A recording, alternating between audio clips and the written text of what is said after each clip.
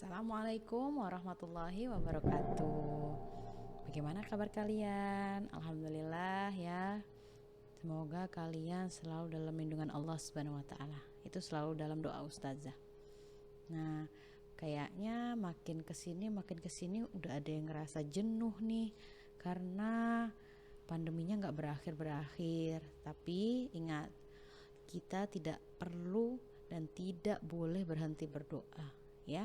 Insya Allah semuanya pandemi ini akan hilang ya, dan kita akan ketemu lagi. Jadi tetap semangat dan semua tugas-tugas usahakan selesaikan di hari itu juga ya. Oke, nah hari ini kita akan memflashback ya. Kita akan belajar mengingat materi-materi yang pernah Ustazah sampaikan di kelas 5, yaitu alat gerak dan fungsinya. Tentu saja kalian masih ingat kan? Ya, kalau di modul silahkan lihat nih seperti yang di layar yang kalian bisa lihat ya. Di sini ada indikator 8 yaitu alat gerak dan fungsinya. Jadi insya Allah di tema ini kalian pasti bisa karena kita tinggal mengulang saja ya. Nah, yang pertama kalian coba lihat di sini ada rangka manusia. Rangka itu adalah susunan teratur dari tulang-tulang. Jadi susunan tulang-tulang seperti itu saja juga boleh ya. Nah, rangka itu memiliki fungsi apa aja sebagai alat gerak pasif. Masih ingat kan? Ada sebagai alat gerak aktif dan pasif. Apa itu aktif? Aktif itu adalah ya otot ya. Kalau rangka itu adalah alat gerak pasif. Maksudnya bagaimana alat gerak pasif? Alat gerak pasif adalah dia tidak bisa bergerak tanpa bantuan dari otot ya. Nah, yang kedua memberi bentuk tubuh. Jadi ada rangka, disitulah kita bisa membentuk tubuh manusia seperti ini karena adanya rangka. Yang ketiga menegakkan dan menguatkan tubuh. Jadi tubuh itu bisa tegak karena adanya rangka. Tempat melekatnya otot. Jadi otot-otot kita itu melekat di tulang. Yang kelima melindungi organ-organ tubuh yang vital. Ya, contohnya seperti apa? Tulang rangka dada di bagian dada kita. Nah, itu kan ada banyak alat vital, paru-paru, jantung, dan lain-lain. Masih banyak lagi alat-alat vital yang harus dilindungi. Dan tengkorak. Tengkorak ini juga salah satu rangka yang berfungsi untuk melindungi alat-alat vital ya. Nah, tadi sudah fungsi dari rangka. Yang kedua yaitu bagian rangka manusia. Coba kalian ingat-ingat kembali, ini adalah gambar dari tulang rangka bagian kepala atau tengkorak ya. Nah, coba kalian lihat ini. Nah, fungsinya untuk apa? Tentu saja untuk melindungi organ penting yang ada di bagian kepala, yaitu otak ya. Nih, kalian lihat ada tulang dahi, tulang air mata, tulang hidung, tulang rahang atas, tulang rahang bawah, tulang pipi, tulang baji, tulang pelipis, tulang tengkorak belakang, dan tulang ubun-ubun. Ustazah tidak akan membahas lebih jauh lagi karena Ustazah yakin kalian masih ingat. Jadi Ustazah hanya sekedar mengingatkan kembali ya. Karena tema ini kita ada 3 bab dan itu semua materi sudah pernah kita pelajari. Jadi mengingat sedikit-sedikit ya. Nih, jadi kalian perhatikan di sini ada bagian-bagian dari tulang ya. Nah, terus ini adalah tulang rangka badan. Kalian lihat di sini ada gambar yaitu ada tulang leher, ada tulang dada, ada tulang belikat, ada tulang rusuk, ada tulang belakang, ada tulang gelang panggul, ada tulang paha. Nah, ini adalah gambar dari tulang belakang kalian seperti ini ya. Jadi ada terdiri dari beberapa ruas ya. Tuh. Jadi kalau yang paling ujung namanya tulang ekor. Fungsinya apa aja nih kalian bisa baca, yaitu tulang leher fungsinya untuk melindungi tenggorokan dan kerongkongan ya. Yang kedua tulang belakang fungsinya untuk melindungi sumsum tulang belakang dan sebagai penguat bentuk tubuh. Tulang rusuk dan tulang dada berfungsi melindungi organ dalam seperti paru-paru dan jantung. Sedangkan tulang punggung berfungsi melindungi alat pencernaan makanan dan kelamin. Ya. Nah, terus kalau anggota tulang rangka badan tadi ada disebutkan, sudah sebutkan ya. Terus tulang belakang juga sudah. Terus kalau anggota gerak Anggota gerak itu terdiri dari rangka tangan dan rangka kaki. Tuh, kalian bisa lihat kalau anggota gerak bagian atas itu berarti tangan, anggota gerak bagian bawah itu berarti kaki, ya. Nih, ingat-ingat kembali, di sini ada tulang anggota gerak bagian atas yaitu tangan. Di sini ada tulang belikat, ya, ada tulang pangkal atau lengan, ada tulang pengumpil bagian depan, bagian lengan, ya. Namanya tulang pengumpil, tulang hasta bagian belakang, dan tulang ruas jari, ya. Kalau tulang bagian kaki ada tulang paha, ada tempurung lutut, ada tulang betis dan tulang kering. Di bagian depan itu namanya tulang kering, yang di bagian belakang itu namanya tulang betis. Yang ini di bawah tulang ruas-ruas jari, ya. Nah, bentuk-bentuk tulang rangka. Kalau yang seperti ini ingat, Mas ada 3, jadi tidak berubah, ya. Semoga kalian masih ingat, sudah dijelaskan kembali. Bentuk tulang ada 3, yaitu tulang pendek karena bentuknya pendek, ya. Tulang pipih karena bentuknya pipih. Pipih itu adalah melebar tapi tipis, ya. Tulang pipa karena bentuknya panjang seperti pipa, ya. Nah, tulang pipih itu biasanya ada di tulang belikat, ya, tulang dada, tulang rusuk, tulang punggung, dan tulang tengkorak. Kalau tulang pendek itu biasanya ada di pergelangan tangan, pergelangan kaki, ruas-ruas tulang belakang, dan tulang tempurung lutut, ya. Kalau tulang pipa itu biasanya ada di tulang lengan, tulang paha, dan tulang ruas jari. Kalian sambil perhatikan badan kalian. Oh, berarti ini namanya tulang pipa. Oh, berarti ini namanya tulang pipih. Oh, kalau di belakang ini namanya tulang pendek, ya. Jadi sambil kalian membayangkan, oh ternyata tulang pipa itu adanya di sini-sini. Jadi tidak hanya sekedar membaca, tidak hanya sekedar mendengarkan apa yang Ustazah bayangkan, tapi memang betul-betul paham, ya. Insyaallah, semoga bisa ya, Nak, ya. Karena kita hanya mengulang saja. Nah, Ustazah ingatkan lagi, ada macam-macam sendi nih. Ya, sendi itu apa sih? Sendi itu adalah pertemuan antara 2 atau beberapa tulang dari kerangka. Jadi kalau ada 2 tulang nih, gabungan antara tulang yang satu dengan tulang yang lain, itu kan dia tidak bisa bergerak. Nah, harus ada sendi di tengah-tengahnya supaya dia bisa bergerak. Ini adalah contoh gambar macam-macam sendi. Sendi peluru. Sendi peluru itu adanya di mana? Kalian lihat. Sendi peluru, kenapa disebut peluru? Karena dia ke segala arah. Contohnya ada di tulang lengan atas dan tulang belikat. Di sini. Ini adalah tulang segala arah. Coba deh kalian sambil dengarkan Ustazah, kalian putar lengan kalian. Putar, ya. Itu adalah ke segala arah. Yang ini adalah sendi putar. Sendi putar yaitu ada di arah geraknya berputar. Tuh. Adanya di tulang leher dan tulang tengkorak. Jadi di sini. Terus di sini ada lagi namanya sendi luncur. Apa tuh sendi luncur? Sendi luncur itu ada di sini, ya. Biasanya di jari-jari atau sendi pelana bisa dibilang, ya. Sendi pelana nih.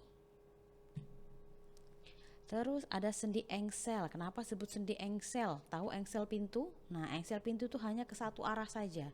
Jadi nih seperti lutut siku, nih begini ya.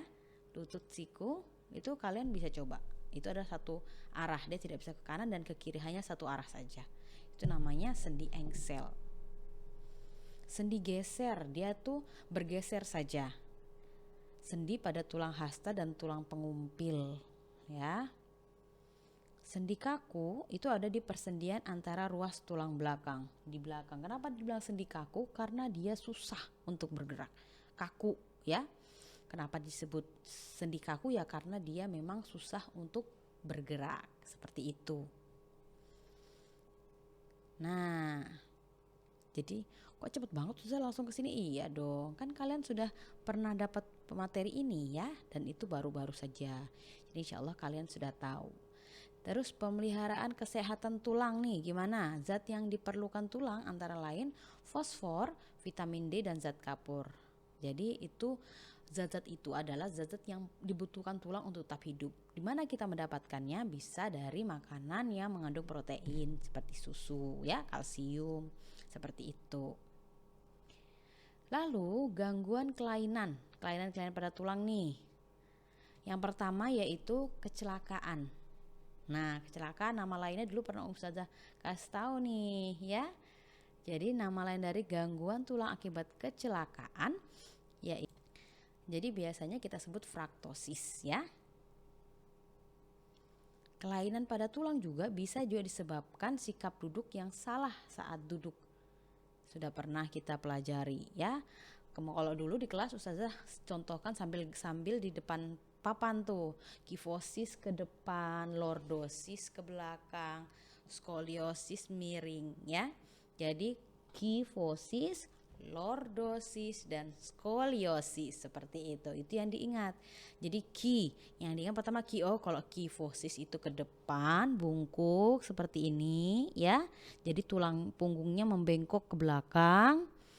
Terus kalau lordosis dia ke depan seperti ini. Kalau skoliosis dia miring. Jadi KLS, ingat KLS. K-nya kifosis, lordosis, dan skoliosis ya. Cara duduk yang benar bagaimana? Cara duduk yang seperti ini. Seperti itu ya nak ya. Nah, selain karena kebiasaan kita yang salah, juga ada penyakit ya, penyakit pada tulang. Contohnya apa? Penyakit polio. Biasanya polio ini ciri-cirinya adalah dia lumpuh sehingga tulangnya itu mengecil. Jadi tulangnya itu awalnya terlihat besar, terus lama-lama dia mengecil. Bagaimana pencegahannya? Bisa dicegah dengan cara pemberian vaksin ya.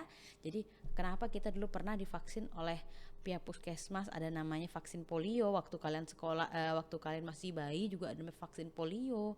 Nah, itu adalah gunanya untuk mencegah dari penyakit polio ini ya. Yang kedua yaitu penyakit rakitis. Apa itu penyakit rakitis? Penyakit rakitis yaitu penyakit yang disebabkan karena dia kekurangan vitamin D atau sinar matahari. Jadi bisa kita dapat vitamin D itu dari sinar matahari. Nah, jadi dia itu bagaimana ciri-cirinya? Kakinya itu berbentuk X atau O.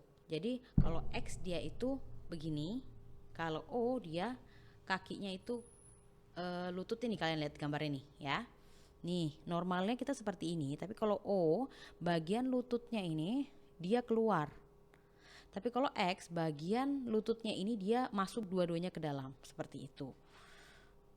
Dia biasanya juga karena tidak dapat menahan berat tubuh ya. Itu dia, kita tidak boleh obesitas, karena kalau terlalu gemuk itu bisa menyebabkan penyakit juga pada kaki kita. Nah, selanjutnya itu osteoporosis. Biasanya Ustazah pertanyaannya dulu waktu kelas 5 itu Ustazah pertanyaannya adalah penyakit yang disebabkan karena usia lanjut adalah, kalian sudah hafal pasti, osteoporosis. Kenapa? Karena osteoporosis ini di sini adalah penyakit yang disebabkan oleh kekurangan zat kapur atau kalsium. Ya, caranya mengkonsumsi makanan yang mengandung vitamin D dan kalsium seperti ikan dan susu. Jadi ini biasanya terjadi pada usia lanjut ya. Jadi dia tulangnya itu mudah retak atau mudah patah. Nah, sampai situ aja tuh tulangnya. Jadi rangka tulang untuk pertemuan hari ini Ustazah akan bahas cuma ini aja. Nah, untuk selanjutnya Ustazah langsung akan bahas dua indikator. Jadi memang tema ini bukan yang Ustazah mau memburu-buru kalian, tapi pembelajaran di modul itu kan banyak, sedangkan itu sudah pernah kita pelajarin. Jadi kita sekilas gitu loh nak. Insya Allah kalian bisa ya. Ambil dibuka nih, tugasnya apa Ustazah? Tugasnya adalah kerjakan halaman 40. Nomor 1 tuh, tulang rusuk seperti pada gambar. Tulang rusuk yang mana ya? Nomor 1, 2, 3, 4, 5, 6, 7 sampai 8. Kerjakan halaman 40 dari nomor 1 sampai nomor 8 dan tulis abjadnya saja, lalu kumpul ke Ustazah via WA ya. Jadi seperti ini. Oke. Tuh. Berikut ini gambar tulang pada jari. Kira-kira sendi apa tuh yang seperti ini? Buka lagi ya, dibaca lagi yang di atas. Nggak apa-apa ya. Waktu kalian banyak di rumah, jangan sampai kalian sia-siakan waktu kalian hanya untuk hal-hal yang tidak berguna, tidak menghasilkan ya.